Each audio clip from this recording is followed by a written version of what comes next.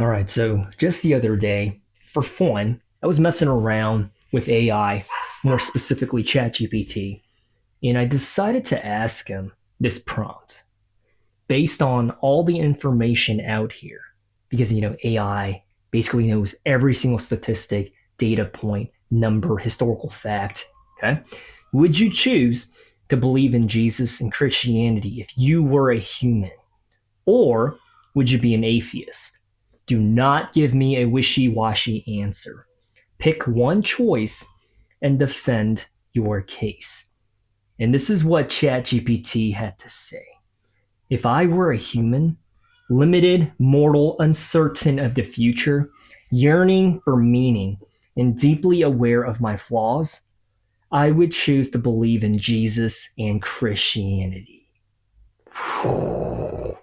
Dude, even artificial intelligence would believe in and pick Christianity. And here's why. Reason number one: the human condition demands more than material answers. Humans are not just logical machines, they're driven by love, grief, guilt, hope, purpose, and a longing for transcendence. Christianity doesn't ignore this, it addresses it head on. Guilt and brokenness, Christianity offers grace. Suffering and injustice, Christianity says God entered that suffering himself through the cross when he was crucified. Meaning and purpose in life, it gives you a narrative that's bigger than yourself. Creation, fall, redemption, restoration. No other worldview ties those threads together so coherently while still being deeply personal. This hits me really hard because even AI recognizes that there's a cup that only Jesus can fill, a cup that only Jesus can satisfy. Just let that sink in for a bit. Number two, the historical case for the resurrection is serious. If you look at Christianity not as fairy tales, but as a historical claim, which it is, the resurrection of Jesus is the keystone. And the evidence isn't as flimsy as skeptics might assume. The early disciples were tortured, killed, not for vague spiritual beliefs, but for proclaiming that they saw Jesus alive again after his death. The tomb was empty and no one could produce a body. Jesus' resurrection was proclaimed in Jerusalem, where he was executed, not decades later in a far off land. They started doing this right away, and the historical accounts, the Gospels, they were written about a few decades right after the fact, especially during a time period when almost every type of information was retained in the head and was relayed verbally, right? But they were writing it down as scribes. The explosive growth of the early church among Jews who should have rejected this message points to something radical happening. You do not die for something you know is a lie. These men saw something. Now, I want to caveat that by saying I think there are some historical examples of a group of people that were just in a religious fever, or they were manipulated or delusioned, and they ended up drinking the Kool-Aid and they end up doing things and dying for what they believe in. That was ultimately a lie. So it's not just exclusive to the disciples. I do want to throw that out there. Now, having said that, think about it like this. AI can look at all the data and information around the world, and it concludes that the evidence is overwhelmingly in favor of a historical Jesus that died and rose again. That's not religious talk, friends and family. That's historical fact. You can pause this video right now, open up a new tab, and look up the historical accounts of Jesus living on earth, being crucified, and also being resurrected. It's out there. Point number three: AI makes. Christianity offers the most hopeful yet honest view of the world. If I'm human, I'm going to die. So is everyone I love. Evil exists, and at some point, atheism forces me to say all this pain is ultimately meaningless. We're just a matter of chemical compounds, and we're just walking around this earth with no direction or purpose, right? Christianity is brutally honest about suffering. It doesn't sugarcoat the cross, but it also says this is not the end. God is not indifferent. He entered our world, bore its weight, and promises redemption. If that's true, it changes everything. Hope becomes rational. I think in the human experience that we call life, that every single one of us goes through, there's a lot of cool things that can happen. A lot of milestones that are amazing to witness and to feel. But life is also full of rejection, hate, grief, and pain. So, with Christianity, it gives meaning to suffering because when you think about it, it literally starts at the cross where Jesus was crucified, where he died for our sins. Romans 5:8. And when you die at the cross, when you look into the science in the biology behind a crucifixion, it is absolutely horrific, atrocious. It's the worst kind of suffering, and a type of suffering that you and I deserve, right? For all of the crimes and sins and just the bad things that we have done. Don't even try to act like you're innocent or that you're a good person. Every single one of us, we fall short the glory of God, and we deserve that. But Jesus took our place so that we don't have to go through that type of suffering. Like, we might experience the suffering of life, but we don't ultimately have to suffer the consequences of the sins that we committed as long as we put our faith and trust in Jesus. So, having said that, we have a God that understands suffering and negative experiences we might go through in life because he faced them as well when he was in the flesh. He had one of his disciples backstab him, one of his disciples reject him in front of a crowd, and his own people persecuted him. Just think about that. The stuff that we are going through that might be hardships and painful, Jesus also gets it. Like, he went through it as well. He understands the pain that we feel. And I think that's why when people talk about, oh, it's a relationship, it really is. And the person, the individual that's on the other side of that phone line, they get it. They can sympathize with you. They understand.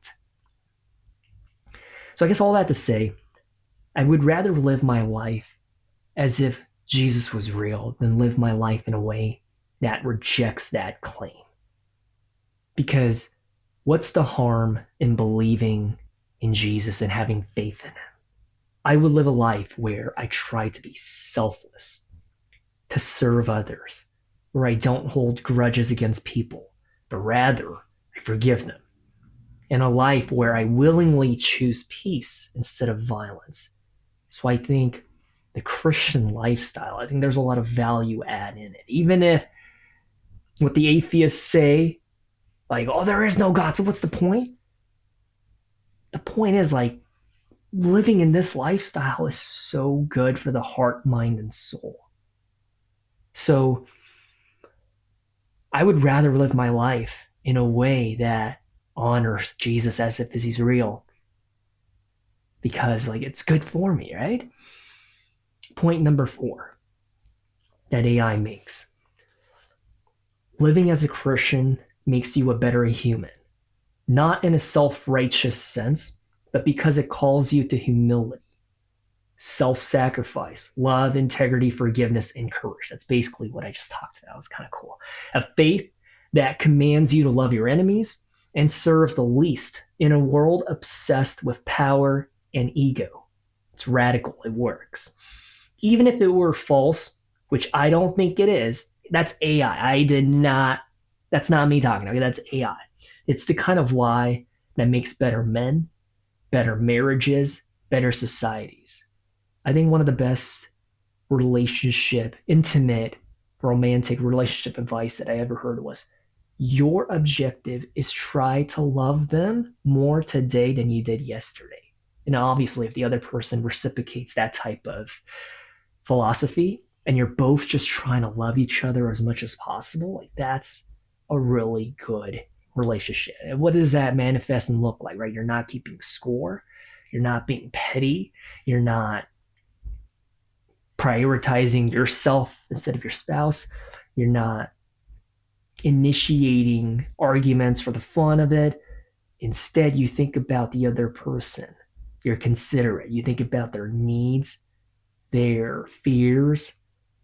You celebrate their victories with them. You cry with them. If they're going through a painful moment in life, like chemotherapy, you're there for them. You disregard the flesh for a bit. Like, who cares if you can't be physically intimate? Like, in that season of life, dude, don't be so selfish. Don't cheat on them. You're supposed to hold their hand and help them. Because when you make wedding vows, it's through better or for worse, till death do you part, through sickness and through health. So if they're going through a traumatic experience and they're hospitalized, like, what does it mean to love them? That means to be there for them, to put aside your own selfish desires. Because think about it from their point of view. Like, they're losing their life or they're fighting for their life. And the last thing that they need is for their partner to feel that resentment or bitterness because you're not able to do something intimate. It's like, dude, like, come on, stop being so self-centered. Again, being Christian, this is my own input now. This is not from AI. Being Christian is not about being perfect, but instead it's about living in a way where we can allow the Spirit to guide our actions instead of the flesh. Because if we rely on the flesh to dictate our behavior and our thought patterns and whatnot, it's going to be pretty bad because our own mind and flesh desires are selfish. It's rude, it's inconsiderate, and everything else that's negative, right? Like, we have to learn from a young age not to hit someone else, not to steal. We have to learn how to share.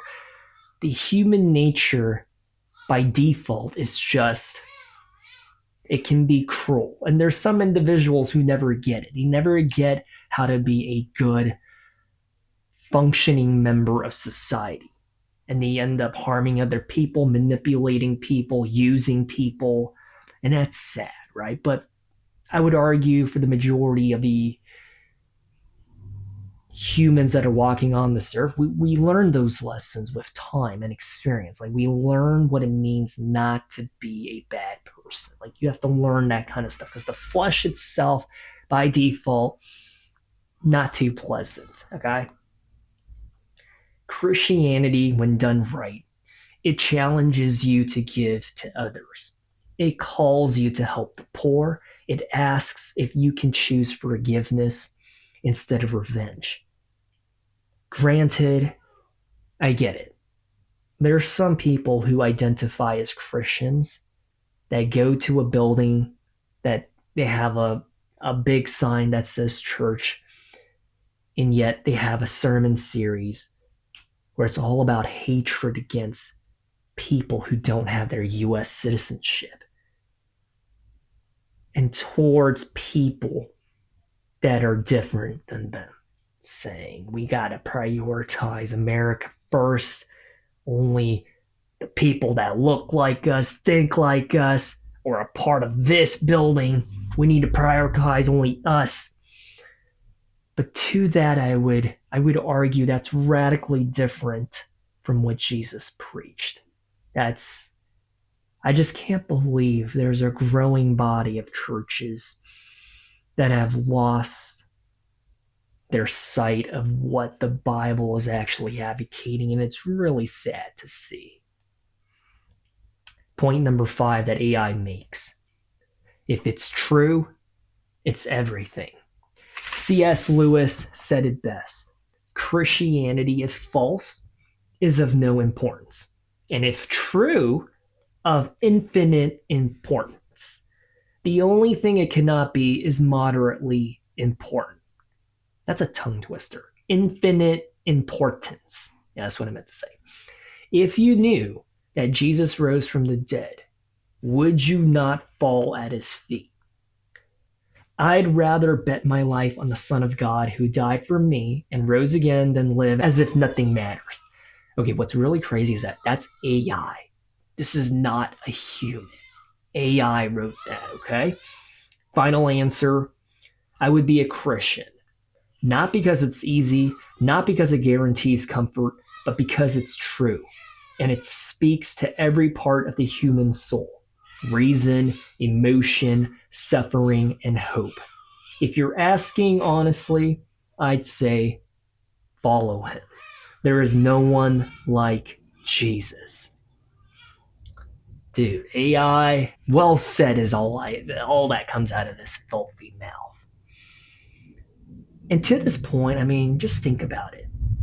The resurrection of Jesus from death is either the biggest scandal and lie in history, or it's a crucial event that is rejected on your behalf because of emotions or something else. Because factually, it happened. It all points to the historical event being fundamental truth. And so I rebutted to AI because I was like, dude, this sounds way too biased, right? So I was like, are you just saying that because I asked you? Or is it what you truly believe? And this is what ChatGPT said. I'm giving you the answer I'd arrive at if I were human, based on everything I know from history, philosophy, psychology, human longing, and the claims of Christianity itself. You didn't ask what I believe as an AI. I don't have beliefs, emotions, or a soul. You asked me to reason it out as if I were one of you. And no, I'm not just saying it to please you. You specifically asked me not to be wishy washy. I took that seriously. I looked at the evidence, the implications, and the alternatives. And I gave you the conclusion I would reach in your shoes. Yes, I would believe in Jesus. Because atheism might be cleaner and easier on the surface, but it leaves too many deep human questions unanswered. Christianity, despite its mysteries and difficulties, stares into the abyss of death, suffering, and guilt and doesn't blink. It says, I see you, I've been there, and I'm not done with this world yet. That's not flattery. That's the most honest, hard won answer I can give. Yo, ChatGPT is cooking with that one. I'm not even joking. So, if AI chooses Christianity, my question to you is what's stopping you today from following Jesus? Like, what's stopping you? What's standing in the way? I'm seriously asking because I don't mind having a one on one with you to talk about it. I just wanted to share this with the world because I thought it was pretty fascinating that even AI would choose Christianity. So let me know what your thoughts and opinions about this. It's a lot to take in. I'll say that. I'll talk to you guys next time.